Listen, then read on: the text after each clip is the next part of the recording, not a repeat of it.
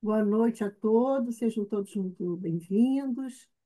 Estamos iniciando mais uma vez o nosso encontro das segundas-feiras no Centro Espírita Bezerra de Menezes do Andaraí, com os amigos aqui fiéis.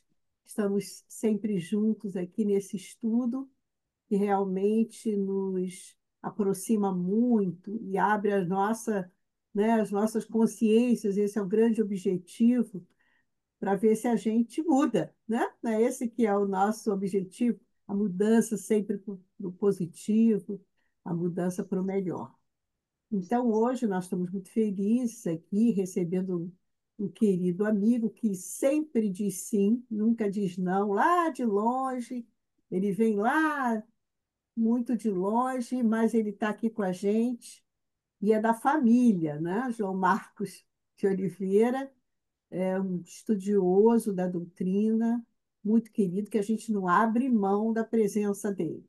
Então, para a gente iniciar, eu escolhi esse nosso livrinho aqui, de Joana de Ângeles, que fala sobre serenidade, né?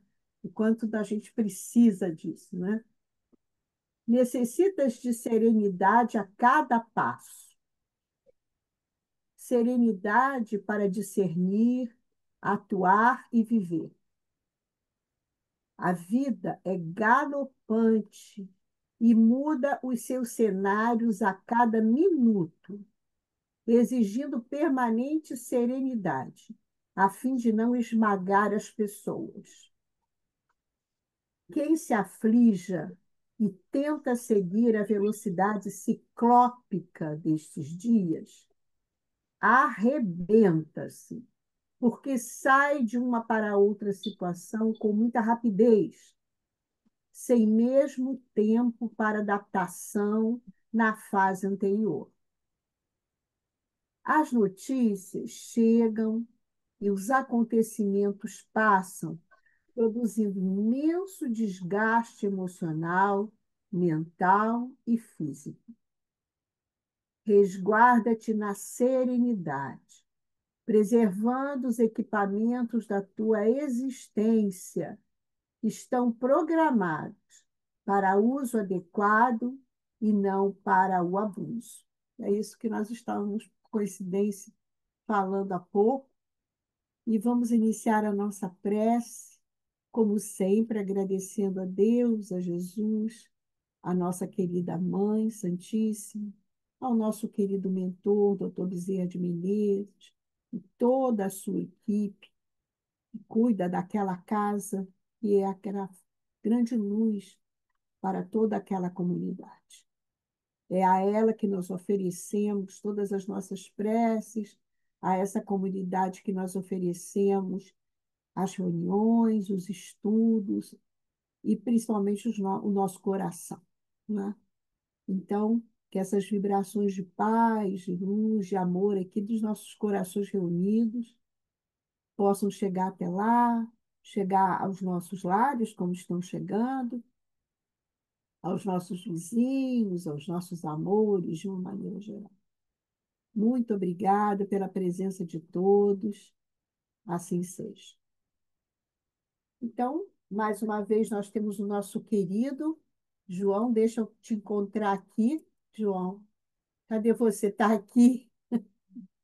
Pronto, agora eu vou te colocar aqui. Cadê você, meu Deus? Pronto.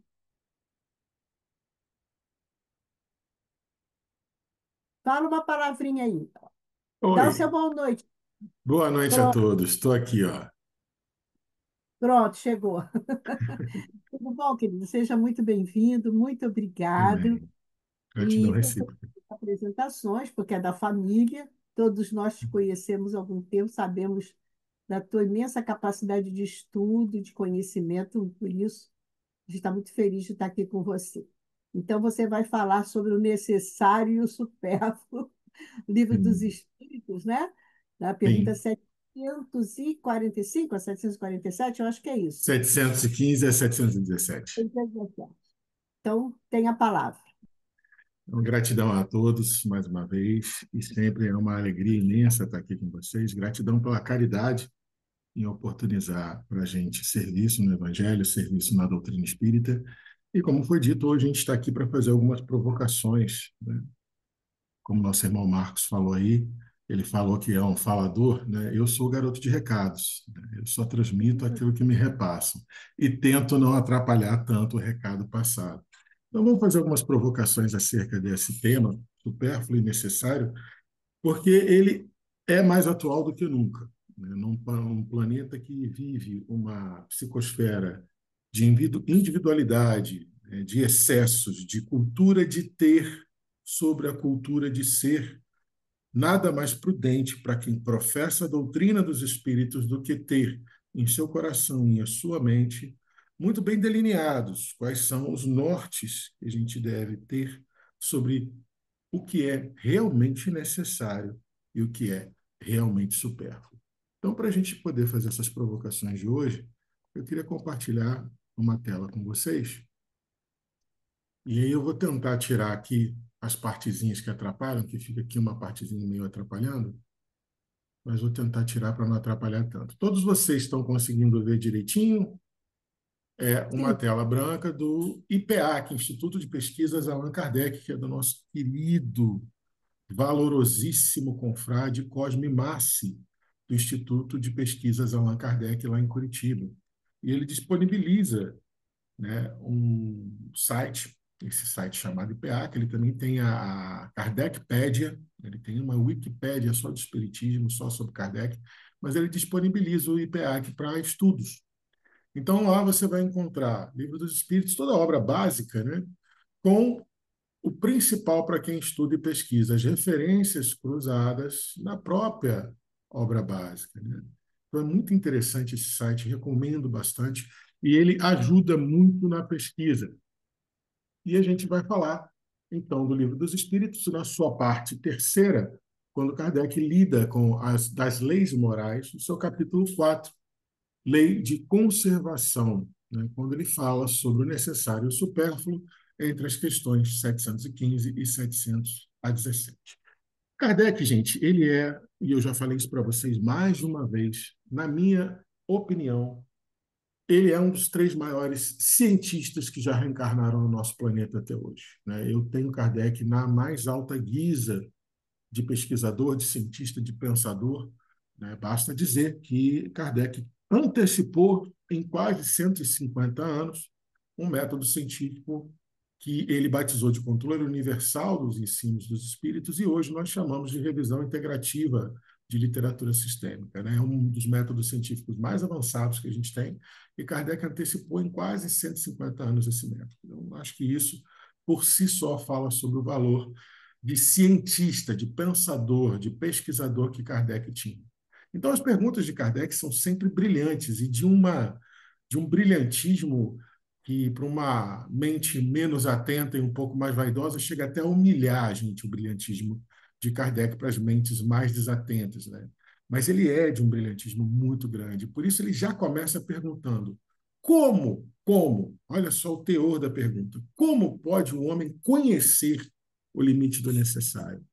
Sabendo que a doutrina dos espíritos se pauta na caridade como instituto de salvação da alma, e aí entenda a salvação para além do conceito católico da época, né? Salvação como manter-se no caminho do aperfeiçoamento constante do espírito, sabendo que fora da caridade não havia salvação, e a verdadeira caridade é aquela que é isonômica, é aquela que coloca o seu irmão em pé de igualdade com você. A verdadeira caridade não pode ser hierarquizada. A verdadeira caridade não pode ter alguém que ofereça a mais para quem tem menos. A verdadeira caridade, ela é recíproca e isonômica. Do mesmo jeito que eu posso te auxiliar, te dando o que sobra, seja qual for a característica que sobra na minha existência, você igualmente está me auxiliando a cooperar com você. Por isso que Emmanuel usa o termo brilhante de cooperação. E ele diz no livro Pensamento e Vida, no capítulo 3, quando ele lida com cooperação, com o tema cooperação, ele coloca ali cooperação, você lê e fala assim, não, ele está falando da caridade. Sim, ele está falando da caridade. Só que Emmanuel, dentro da genialidade dele, também coloca como cooperação, porque a verdadeira caridade ela é isonômica e recíproca. Você não consegue exercer a caridade impunemente. Ela te dá em troca exatamente aquilo que você também é capaz de proporcionar. Então, sendo assim, nada mais justo e nada mais sábio do que Kardec perguntar como que eu posso conhecer o limite do necessário para que eu me mantenha nesse ambiente capaz de proporcionar para o meu irmão uma cooperação que não o coloque numa situação de inferioridade, que mostre para ele que aquilo que sobra, seja qual for a característica que sobre na minha existência, está ao dispor dele. Como que eu posso, então, saber o limite do que eu preciso? Como eu posso, então, saber, depois de satisfeitas as minhas necessidades imprescindíveis, da minha família, daqueles que dependem diretamente de mim, do meu próximo mais próximo, sanadas essas necessidades imprescindíveis, a partir de que limite que eu já posso pegar o meu irmão e falar assim, olha, a partir de agora isso aqui é tudo nosso. Teoricamente, vocês devem estar pensando, João, mas tudo é nosso. Nós somos fiéis depositários de toda a graça do Senhor, como diz Paulo. Sim, mas nós ainda não temos o domínio perfeito dessa sapiência. A gente não domina esse conceito de maneira tão apropriada a ponto de que a gente saiba ser pródigo, não pródigo, acho que a palavra não é essa, saiba ser totalmente desapegado, totalmente abnegado e ter renúncia absoluta daquilo que nós somos fiéis depositários. Como a gente ainda não sabe disso, a pergunta de Kardec se torna ainda mais genial. Como a gente pode conhecer? Como a gente pode conhecer o limite do que me é necessário? E aí eu já adianto para vocês, já coloco aqui um spoiler, que o próprio Kardec, lá no finalzinho, vocês vão ver marcadinho lá, em rosa, em lilás, ó. O próprio Kardec fala: nada tem de absoluto o limite entre o necessário e o supérfluo. Tudo é relativo, cabendo à razão regrar as coisas. Ou seja, Kardec já está adiantando o assunto para a gente sim. É sua responsabilidade, é minha responsabilidade, é nossa responsabilidade nós estudarmos o limite do necessário, principalmente para o meu nível atual de entendimento prático da lei divina, que é o que vai me permitir dizer a partir de onde eu consigo renunciar sem ser hipócrita. E esse é o maior problema. Para deixar de ser pródigo, para deixar de prodigalizar e depois se arrepender ou manter qualquer tipo de relação afetiva de culpa com aquilo que você deveria estar tão feliz em partilhar com o irmão. Esse ponto de equilíbrio, ele é extremamente sutil. E Kardec, na sabedoria dele, na inteligência dele, fala: não tem nada de absoluto. Tudo é relativo.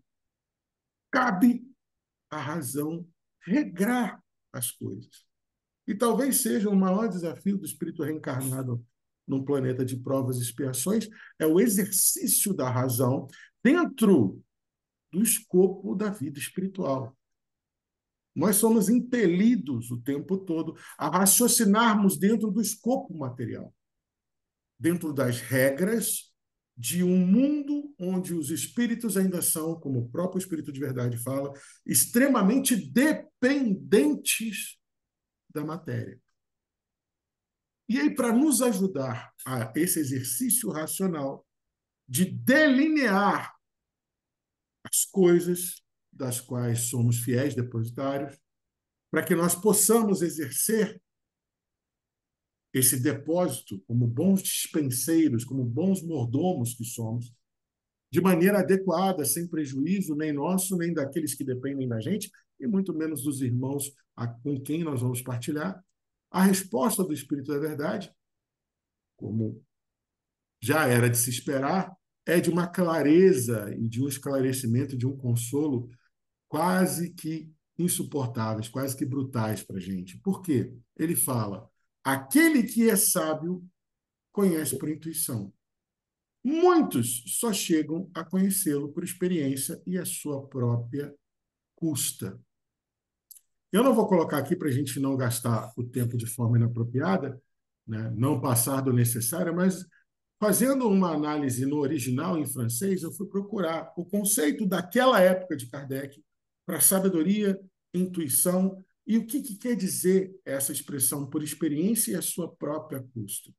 Fui lá fazer algumas pesquisas sobre o campo semântico dessas palavras na linguística francesa do século XIX, e foi muito interessante porque eu me dei conta de algo que eu ainda não tinha observado. A gente, quando fala do século XIX, 1850, década de 50 do século XIX, quando Kardec lança o Livro dos Espíritos, a gente tem mania de achar que o mundo, a Europa daquela época, era puramente iluminista.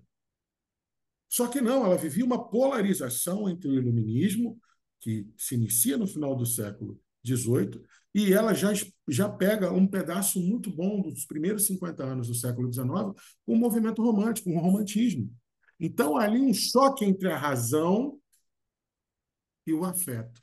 Há um choque entre a matéria e o espírito. E é nesse campo de ideias e nesse momento histórico que as respostas do espírito de verdade sobressaem-se na codificação de Kardec. Então, é muito importante a gente entender o conceito de cada palavra, a possibilidade semântica de cada mínima palavra numa resposta do espírito da verdade. Quando ele fala que o sábio conhece por intuição, o conceito de sábio da época de Kardec era o homem que sabia examinar a sua consciência, procurando maneiras éticas de prudência para viver a melhor vida possível. E intuição era considerado um atributo da inteligência. Era a inteligência que era prerrogativa à análise, ou seja, era uma inteligência que antecedia a razão. Olha lá, uma inteligência que antecedia a razão, ou seja, aquela mesma inteligência que na resposta 621 do Livro dos Espíritos, quando Kardec pergunta onde está escrita a lei de Deus, o Espírito de Verdade responde, na consciência. Dali que vem essa inteligência que precede a capacidade racional de análise e síntese. Então, o que o Espírito da Verdade está querendo dizer é que o sábio, ou seja, o homem que já despertou para as verdades para além da matéria, que já entendeu que o mundo material nada mais é do que um veículo de manifestação do mundo espiritual, aliás, como o próprio Espírito de Verdade nos fala, o homem que já entendeu isso e que examina a sua consciência, buscando na lei de Deus que ali existe as melhores respostas para decidir os seus dilemas, esse é o sábio. O sábio, ele é para o pensamento, para a cultura e para a semântica do século XIX, o ponto de equilíbrio entre o racional e o emocional. Esse é o verdadeiro sábio no entendimento cultural daquela época. É aquele que já despertou para as coisas espirituais e já entendeu que existe uma inteligência que é muito superior à nossa, que precede qualquer insight de conhecimento.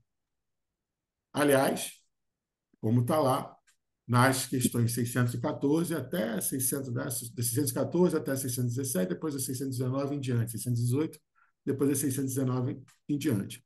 Vamos pegar aqui deixa eu voltar. Deixa eu voltar aqui, vou pegar. Peraí, gente, deixa eu puxar esse cabeçalhozinho que fica na apresentação aqui, que ele atrapalha pra caramba. Isso, deixa eu voltar aqui. E tem uma que eu queria mostrar para. Tá aqui, ó. Mudou a tela aí para vocês, não mudou? Vocês estão vendo Mudou. que é 614 lá em cima, né? Então, preste atenção na resposta que o Espírito de Verdade dá para a questão 617. Kardec faz uma pergunta despretensiosa que aparentemente vocês vão pensar que não tem nada a ver com o nosso tema, mas preste bem atenção que vocês vão ver o quanto que tem a ver com o nosso tema. Kardec pergunta, as leis divinas, que é o que compreendem ao seu âmbito, ou seja, o que as leis divinas compreendem em seu âmbito? Concernem a alguma outra coisa que não a conduta moral? Ou seja, Kardec estava tentando mostrar que a lei divina não é somente para o espírito. Ela conclui-se da melhor maneira na vida espiritual, na vida moral. Mas a lei divina engloba tudo. Lá na 619, ele pergunta o que é a lei natural. A lei natural é a lei de Deus, é a lei divina.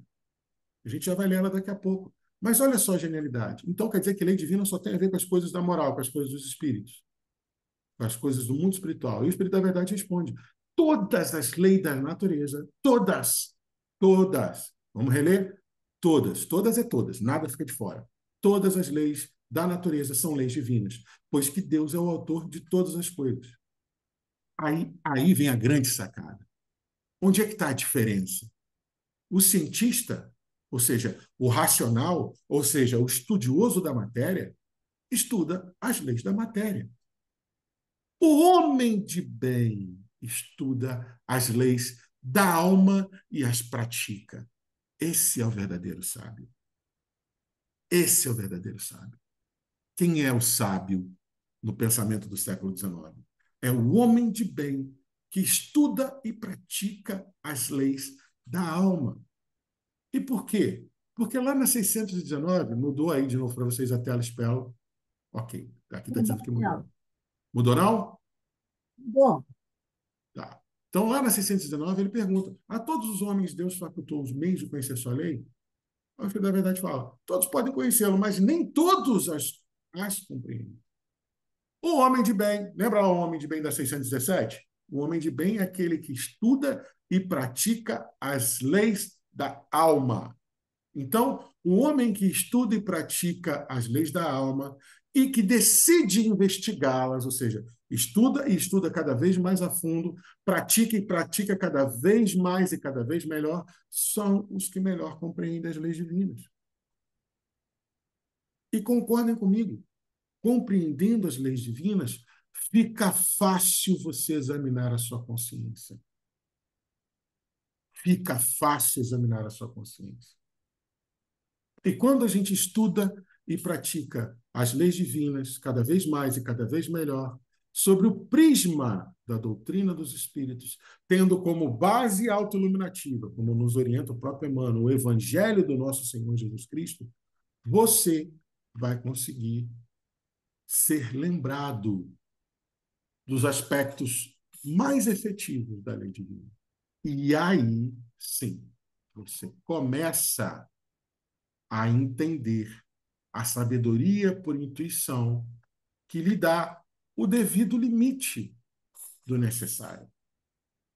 Mas vamos supor, e a grande verdade é que nós estamos intermediariamente entre as duas zonas, a gente está começando o nosso exercício de sermos homens de bem, que estudam, examinam, pesquisam e praticam a lei divina cada vez mais e melhor, e entre esse e o que vai aprender por experiência própria e pelas suas próprias custas, né?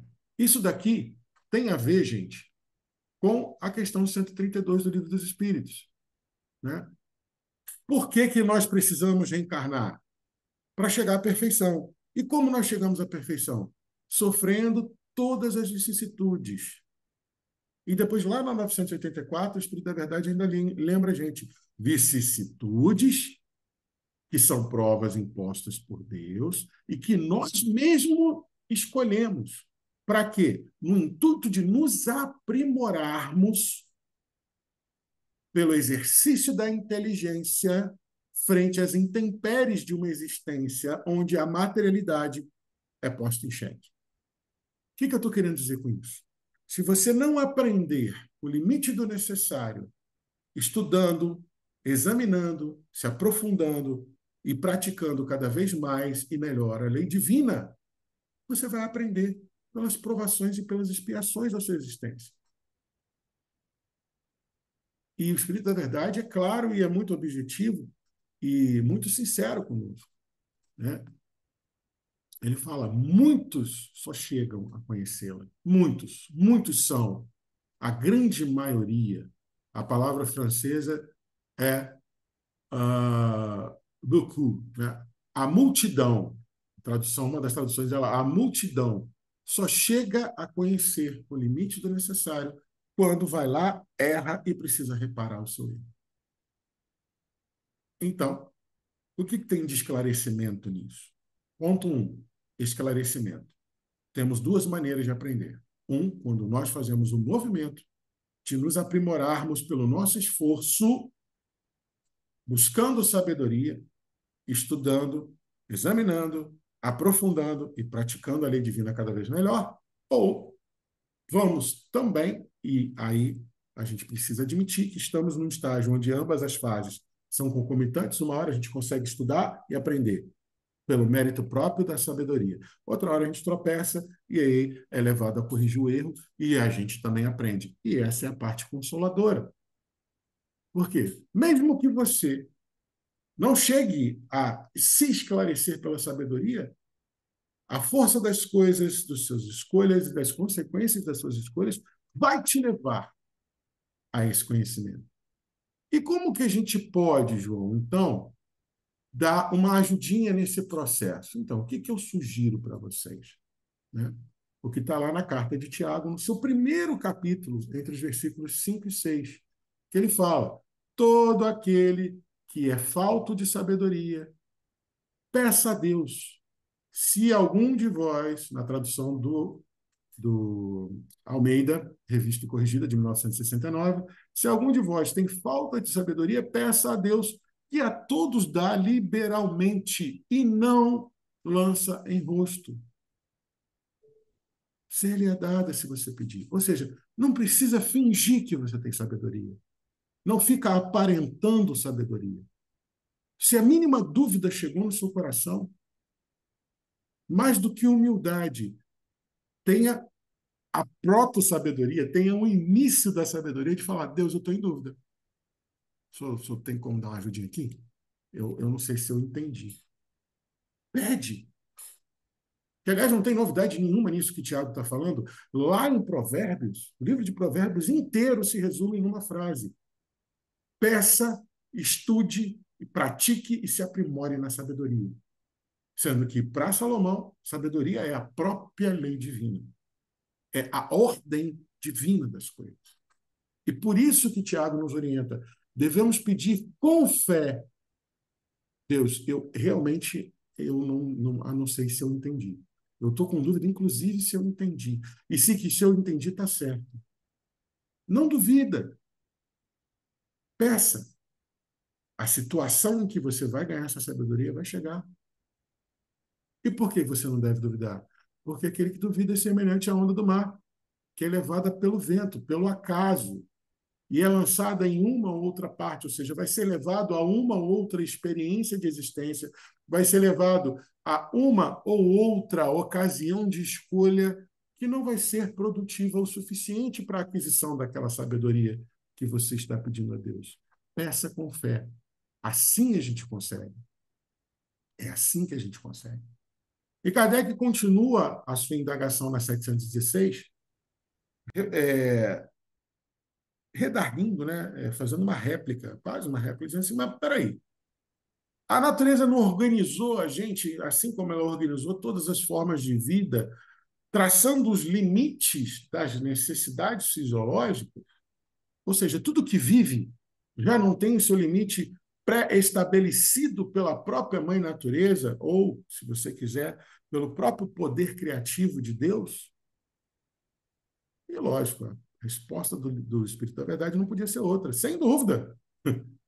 Deus cria tudo com a perfeição, sem dúvida. Mas, onde começa o problema? O homem é insaciável pela essa intimidade e dependência que nós temos da matéria no nosso estágio evolutivo espiritual, por tamanha dependência da matéria que nós temos, a nossa vontade de saciedade, ou seja, a nossa sensação de satisfação, ela é quase que inexistente. Quem fala isso muito bem é Schopenhauer, quando ele explica o pêndulo de Platão. Platão tinha uma teoria que ele falava que o desejo, o eros, ele era arruinado na presença do desejado. Depois Schopenhauer explicou isso para a gente melhor, na figura de um pêndulo. Schopenhauer dizia o seguinte: você deseja, aqui ó, no polo máximo, o pêndulo aqui no máximo, desejando muito, aí você deseja, deseja, vai trabalhando, deseja, consegue. Conseguiu, aquela satisfação de ter conseguido vai sendo anulado, anulado, o desejo vai crescendo, crescendo, crescendo. Aqui no outro polo você já começa a desejar uma outra coisa. Aí Schopenhauer diz: a presença assassina o desejo, mas por pouco tempo. Que conquistado qualquer desejo, você volta a desejar o que você não tem. Depois vem Lacan, lá na frente fala assim: o homem é um ser desejante porque vive na falta. Essa intimidade que nós temos com a matéria, que o Espírito de Verdade nos explica, que é a razão de tanta dificuldade em nós elevarmos os nossos espíritos e entendermos a lei de Deus e praticarmos com excelência, essa dependência, inclusive afetiva da matéria, ela é fruto de que nós nascemos, vivemos e desencarnamos. Enquanto estivermos reencarnando no planeta de provas e expiações, nós viveremos uma sensação de incompletude, que é natural do espírito reencarnado no planeta de provas e expiações. Nós vivemos com uma sensação de que algo está faltando. Mas por que isso? Está lá na lei de progresso. Sem essa angústia de achar que algo está me faltando, a gente nem se levantaria da nossa caminha de matinho lá na caverna. O que nos impele à busca, o que nos impele a progredir, o que nos impele a nos aprimorar, é essa sensação incômoda de que está sempre faltando alguma coisa, de que nada que eu tenho é suficiente. Por isso que o Espírito da Verdade fala que nós somos insaciáveis. É uma crítica construtiva.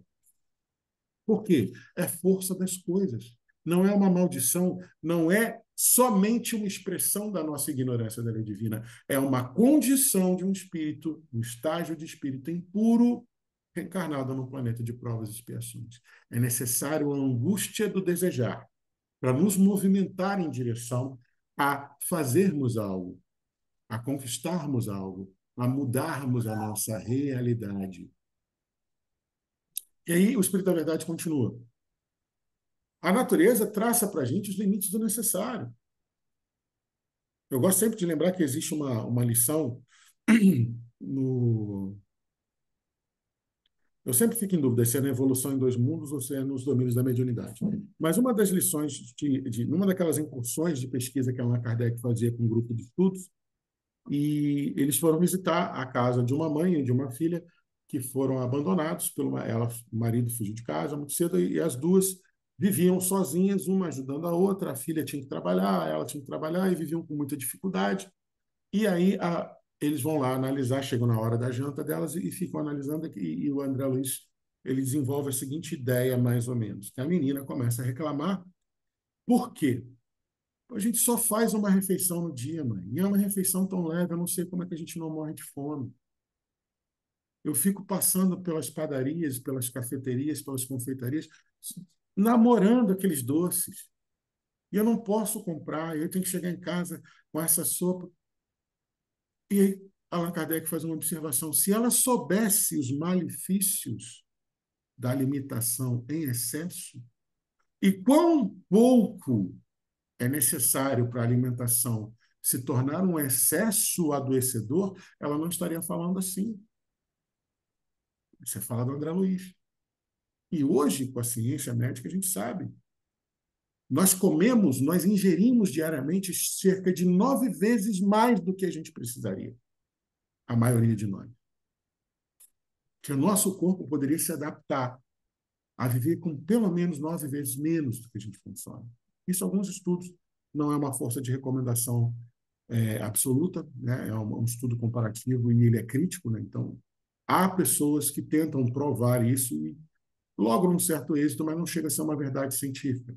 A questão é que, para um planeta de provas e expiações, pela intimidade, pela dependência que a gente tem da matéria, qualquer coisinha a mais é um excesso. Por quê?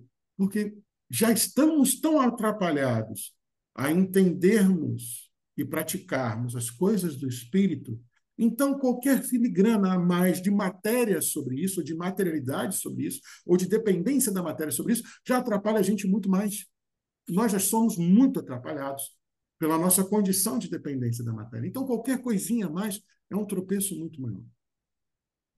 E o Espírito da Verdade encerra dizendo a questão, dizendo que os vícios que nós desenvolvemos na busca dessa satisfação que a gente não acha, os vícios que nós desenvolvemos criaram necessidades irreais, que vêm nos afastando cada vez mais do entendimento ideal da lei divina. Necessidades que, mais das vezes, cegam os nossos olhos, inclusive para a luminescência do Evangelho.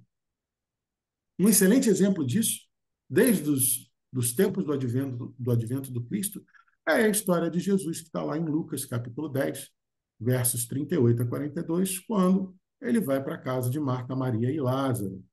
E está lá os homens sentados aos pés de Jesus, como era uma tradição dos discípulos frente ao seu rabi, eles sentavam aos pés do mestre.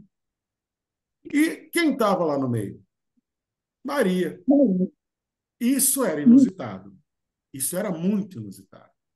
Uma mulher na atitude de discípulo, que não existia nem a palavra discípula, numa atitude discipular sentada aos pés do mestre. Isso já era bem comum e era bem inusitado. Em muitos lugares não seria nem permitido isso. Mas como estava na casa, o irmão dela, que era o homem da casa, Lázaro, não, aparentemente, até onde Lucas nos conta, não falou nada, está Maria sentadinha no pé de Jesus. E Marta para lá e para cá, e prepara comida, e pica isso, não sei o quê, e faz, e bota água no fogo, e tira, não sei o quê. Dada a hora, Marta fala, mestre. Né? E essa autoridade é muito interessante a gente entender aprofundadamente da história do Evangelho, que muitos pais da igreja, uma tradição relativamente que foi forte até o século V, dava como Marta a noiva que Jesus abriu mão e pediu que ela abrisse mão dele para a vida, para o ministério dele. Então, um dos motivos pelos quais se acredita nessa teoria de que Marta tinha sido noiva de Jesus, que é uma teoria quase que apócrifa hoje, mas foi muito aceita até o século V, VI, né, que está registrada em Lucas, essa fala de Marta, ela só falou assim com Jesus porque ela tinha uma certa intimidade com ele. Falou, mestre, você está vendo Maria sentada no seu pé, você está vendo aqui me desdobrando para atender a vocês. Eu estou aqui fazendo comida para esse batalhão que você trouxe aqui para minha casa. E Maria está sentada aí aos seus pés, fala com ela para vir me ajudar. Como quem diz, que justiça é essa que você está pregando? Que eu estou aqui dando o meu sangue e Maria está sentada aí ouvindo? Onde tem justiça nisso, Jesus? Era como se ela dissesse isso. Mas Marta estava cega pela materialidade das coisas. Por isso ela estava incomodada.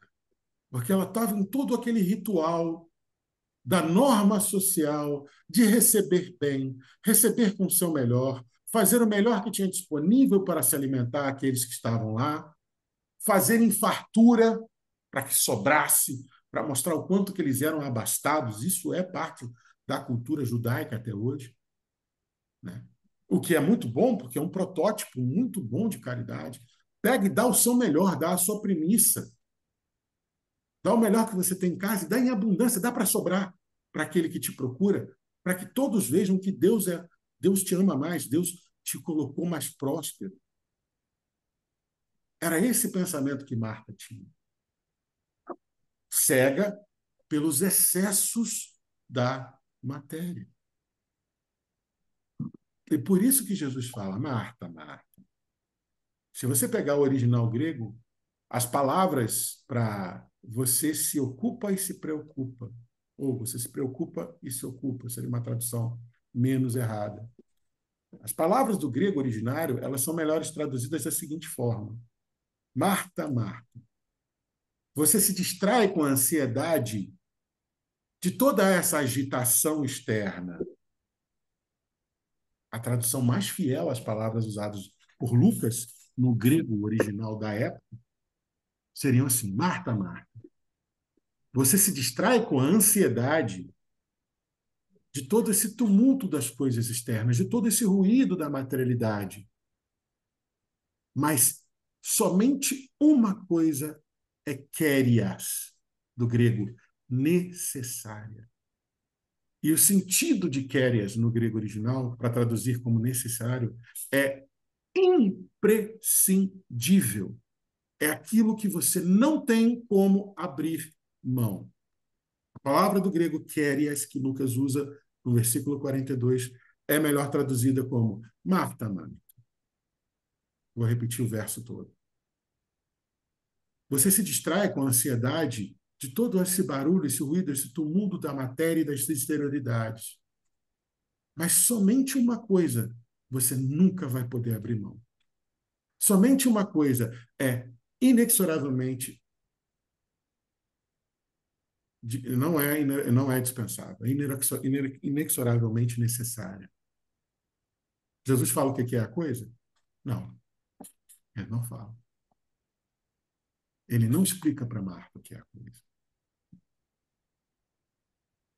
Ele diz: Maria escolheu a parte, também traduzindo melhor a palavra do grego originário, a parte mais acertada, que não vai ser tirada dela. Vejam como pode ser sutil a cegueira que a matéria nos causa. Para qualquer um que analisar a situação de Marta e Maria um pouco mais superficialmente, vai passar por esse sentimento de que, nossa, tadinha da Marta, né? A Marta estava lá se lascando para poder dar conforto, para poder atender todo mundo bem, né? E realmente Maria estava lá sentada nos pés de Jesus, só ouvindo Jesus. Sim, sim. Mas o exemplo é justamente esse. Qual parte da história é inexoravelmente indispensável? Qual parte da história é imprescindível? Qual parte da história não se pode abrir mão? De ouvir Jesus? A princípio, sim, mas com qual intenção? Ouvir o Mestre para entender a lei divina cada vez mais e cada vez melhor. Estar ali para que as suas dúvidas essenciais sejam sanadas pela sabedoria do próprio Mestre Jesus. Dito isso, qual de nós, façam agora o exercício interior de vocês, só para o coraçãozinho de vocês. Pensando dessa forma, qual de nós não abandonaria tudo para estar ao pé de Jesus? Não precisam responder. Respondam para os seus coraçõezinhos. O que eu deixaria para trás para estar, para ter a chance de, por alguns minutos, estar aos pés do Mestre Jesus? Haveria algo na minha existência, em termos de materialidade, que eu preferiria a opção de estar aos pés de Jesus por alguns minutos? A princípio, eu respondi para mim mesmo, quando eu fiz essa pergunta antes da gente estar aqui junto. Falei, claro, eu abriria mão de tudo para estar aos pés de Jesus por alguns minutos. Então, vamos para a pergunta 717, para ajudar a gente a pensar sobre isso? Se a gente realmente abandonaria tudo, abriria mão de tudo para estar alguns minutos aos pés de Jesus? Vocês podem estar pensando assim, não, mas não tem nada a ver isso que você está falando com a pergunta 717, João. Calma, que vocês vão ver que tem tudo a ver. O que se há de pensar daqueles que assambarcam, ou seja, aqueles que monopolizam, que puxam somente para si os bens da terra, para se proporcionarem o supérfluo, com prejuízo daqueles a quem falta o necessário? Traduzido para o bom português do Brasil contemporâneo, o que se há de pensar das pessoas que praticam a lei farinha pouca, meu pirão primeiro? O Espírito da Verdade responde: desprezam a lei de Deus e terão que responder pelas privações que houverem causado aos outros. Desprezam a lei de Deus. Então, vamos raciocinar uma coisa aqui para a gente já ir se encaminhando para o final. O que é sentar aos pés de Jesus hoje? O estágio evolutivo que nós nos encontramos hoje. Será que Jesus já nos convida o tempo inteiro para que a gente possa sentar aos pés dele na forma da prática da cooperação, da caridade? Porque, como eu falei, eu vou repetir. Quando Kardec pergunta se há algum critério de felicidade comum a todos os homens, algum critério de felicidade comum a todos os homens? Sim, para a vida material, a posse do necessário. Para a vida moral, a boa consciência e a fé no futuro. Por que ele bota boa consciência? Porque minha consciência tem que estar tranquila? Não, porque a lei de Deus está na consciência. E entendendo a lei de Deus é que nós sabemos o que devemos e o que não devemos fazer, porque é ela que nos indica o que nós devemos ou não devemos fazer. E a soma comum de felicidade passa pelo entendimento da lei divina. Por quê? Questão 619, nós só somos infelizes quando nós nos afastamos da lei de Deus. E a lei de Deus máxima, inclusive, é um fato evangélico. Não há lei maior do que essa. Quando em Marcos, o escriba pergunta para Jesus, qual é o maior de todos os mandamentos? Amarás a teu Deus de todo o teu coração, de toda a tua alma, de toda a tua mente, de toda a sua força. E a segunda, semelhante a esta, amarás ao próximo como a ti mesmo. Então, se existe um resumo possível da lei de Deus, é amar ao próximo como a mim mesmo. Se eu busco essa felicidade comum para mim, e tentando entender como utilizar mais e melhor a lei divina para escolher o que eu devo ou não devo fazer, isso, em prática, só pode ser em prática se for para o outro. E começa delimitando o que me é supérfluo, o que me sobra. Por quê? Se eu ainda não tenho condições de, como Jesus fala para o jovem rico, quando o jovem rico fala, eu observo todos os mandamentos desde a minha tenra idade, mestre. Desde criança que eu respeito os mandamentos. E Jesus olha para a alma daquele irmão e o amou. Viu que ele falava a verdade. E aí decidiu convidar ele a dar o passo seguinte. Se você já observa tão bem a lei, meu querido, eu vou te convidar para o próximo passo. E qual é o próximo passo? Jesus começa para ele dizendo, uma coisa te falta. Uma. Jesus é bem criterioso. Uma coisa te falta. Uma coisa te falta. Vá, vende tudo o que você tem, partilha entre os pobres, volta aqui e me segue.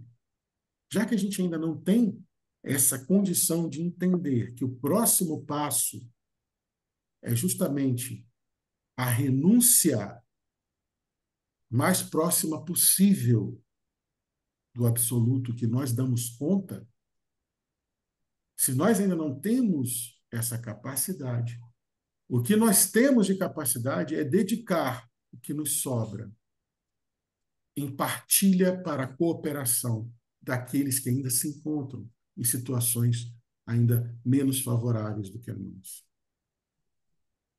E quando a gente fala daquilo que me sobra, a gente está falando de tempo, está falando do recurso material, mas também está falando do recurso afetivo, está falando do ouvido que você empresta para que a pessoa possa desaguar as dores dele e dizer, eu estou sentindo isso. Está no abraço que você dá para uma pessoa que fala, eu não consigo sentir a dor que você está sentindo, mas eu estou aqui para que eu puder ser útil a você. Do tempo que você dedica um pouco mais para tornar a vida de alguém um pouco menos pesada. Na atitude que você tem, para que, onde quer que você esteja, ali em você esteja um ponto de arrefecimento das coisas do mundo, um ponto de lenitivo, um ponto de alívio. Isso é realmente partilhar o que te sobra. E aí, a gente já caminhando para o final, tem uma. Deixa eu ver qual texto está aqui.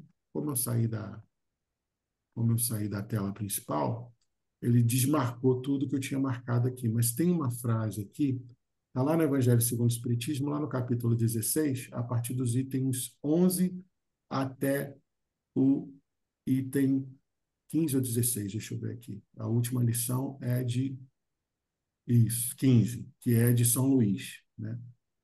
Essa instrução dos espíritos do capítulo 16, ela é sensacional, porque lembrem-se, o capítulo 16 lida não se pode servir a Deus e a Mammon, e aí as instruções dos espíritos são maravilhosas sobre isso. Deixa eu achar aqui, como a marcação saiu, deixa eu ver onde é que está aqui. As pessoas inteligentes, somente vou resumir então, já que eu não vou achar aqui.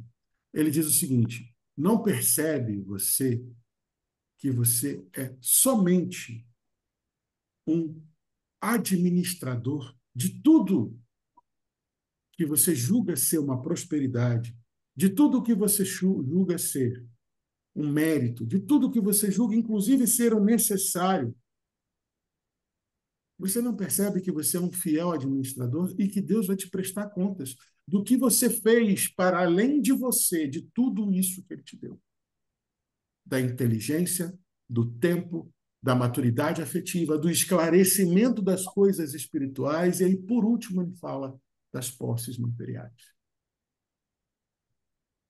Então, eu acho que uma das maiores lições que a gente pode tirar dessas perguntas entre o supérfluo e o necessário, já que Kardec deixa muito claro, nada tem de absoluto o limite entre o necessário e o supérfluo. Tudo é relativo, cabendo à razão regrar as coisas, nada mais justo que a gente comece a entender que supérfluo vai para além daquilo que eu não preciso. Supérfluo vai para além daquilo que não é uma necessidade. O supérfluo é tudo aquilo, e Emmanuel fala isso numa das lições dele, supérfluo é tudo aquilo que a gente desperdiça.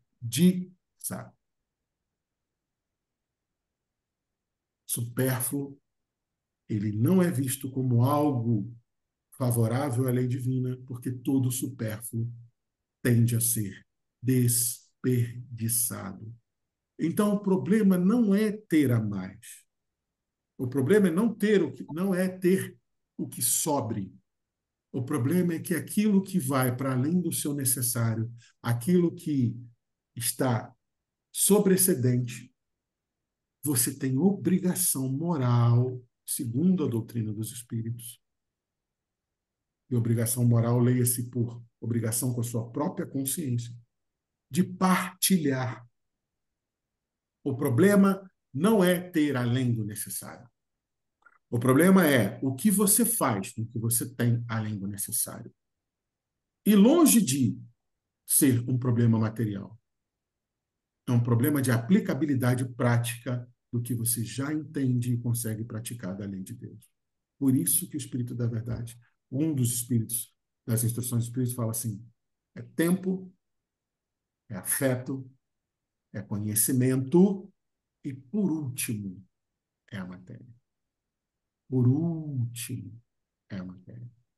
Então, eu espero, sinceramente, que a partir dessas provocações que a gente fez hoje aqui, possamos todos sair desse nosso encontro repensando das nossas obrigações enquanto fiéis dispenseiros da multigraça do Senhor, como disse Pedro na sua primeira epístola, saibamos fazer o melhor do bem uns para os outros, sabendo que o que é necessário é aquilo que me mantém de pé, aquilo que me mantém minimamente confortável.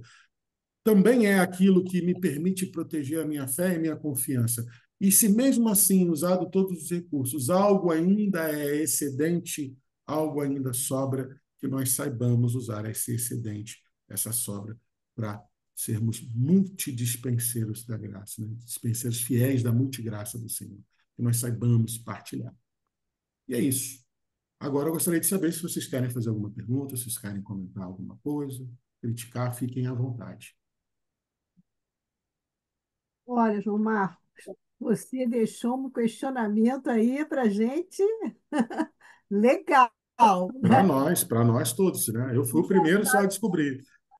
Aos pés de Jesus, né? Estou aqui só pensando. Tenho certeza que vai ficar na minha consciência há muito tempo para pensar sobre isso.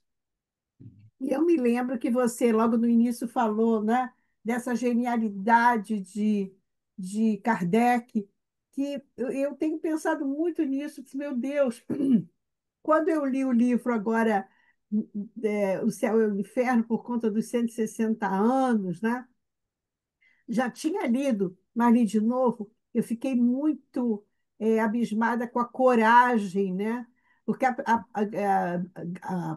maior parte do livro é muito filosófico, é Kardec filosofando, concluindo por tudo que ele tinha visto, já tinha visto, ele chega à conclusão. Só que as conclusões dele são para arrasar Sim, quarteirão, né? sim, Porque sim, o que predominava naquela época de visão do mundo, de visão da morte, era a história do céu, do inferno, do purgatório, aquela coisa horrível que ainda hoje faz muita gente sofrer, né? De um sofrimento enorme, né?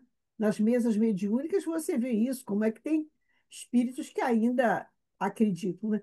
Então eu fico imaginando, eu ficava assim, meu Deus, que coragem que esse homem teve de lançar, né? Ele já tinha lançado o Evangelho, que foi aquele estouro. Depois ele vem, então, mas é como disse o Emmanuel, né? Ele veio justamente para reestruturar, reedificar o edifício desmoronado da fé, né? A isso. missão dele não era nada pouca, né? Não, Bom, e ele estava totalmente à altura disso, né? sim. Eu vou então Tava passar para assim. o Augusto. Augusto, quer fazer algum comentário? Sim, sim. O João Marcos sempre nos deixa muito reflexivo na, na interpretação da palavra, né? Porque nós sabemos que somos espíritos e que temos uma capa para sermos reconhecidos por aqueles que precisamos compartilhar, que se chama corpo, né? O corpo, ele nos, nos protege, porque quando eu me olho no espelho, eu não me vejo. Eu vejo a minha indumentária. Então é necessário que eu, espírito, trabalhe a essência que eu vou descobrindo em mim através do estudo, da reflexão, através de ouvir com atenção aqueles que me podem ajudar, porque se eu estou aqui, expiação e prova, é porque eu deixei de lado, muitas vezes, o caminho que me poderia me libertar. Então eu ainda preciso de estar com a máscara do corpo. Eu nunca digo o meu espírito, eu sou o espírito, o meu Hum, corpo. Então, hum, quando a gente coloca de uma maneira contrária, a gente ainda está valorizando a matéria em vez de espiritizá-la. Joana nos diz que precisamos espiritizar a vida. hum, Vamos aprender a raciocinar com a liberdade de um espírito encarcerado, aspas, dentro de um corpo físico, para que não seja reconhecido pelo que me vem através de seu corpo, mas eu sou reconhecido por aqueles que eu não vejo. Alguns até acham que eu estou progredindo e outros debocham do que eu ainda penso que sou, melhor dizendo, do que eu já acho que sou e não sou. Então, João, obrigado. Vamos continuar, gratidão. João. Vamos continuar Hum, espiritizando a nossa vida, sim, porque é o que muita somos. saia. Temporariamente numa indumentária que a Sim, gente só vê no espelho físico, mas no espelho nosso, o espelho da alma, a gente ainda não se vê quando se olha no espelho. Obrigado, querido. Gratidão recíproca, Augusto. Muito bom. Obrigado. Bom, antes de passar para Pedro Paulo, que vai fazer a nossa prece final, tá, Pedro Paulo? Eu pergunto, alguém gostaria de fazer ainda alguma pergunta, algum comentário para o nosso João Marcos?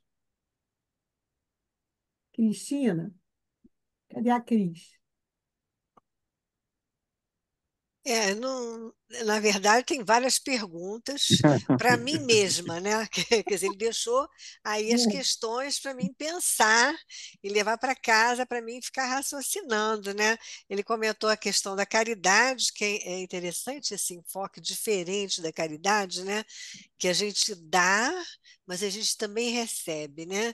Então é importante porque a pessoa também que não recebe tem um pouco de soberba, né? A pessoa só quer ser generosa com os outros e tal, e para receber não recebe porque o orgulho é maior que tudo, né? Então realmente a gente está aberto para receber, né? E está aberto também para ser generoso. É uma lição difícil, né? Mas gostei do seu estudo e tem muita coisa para a gente pensar. Obrigada. Gratidão, gratidão recíproca. Mais alguém? Então, passo a palavra para o nosso querido Pedro Paulo para suas considerações e prece final.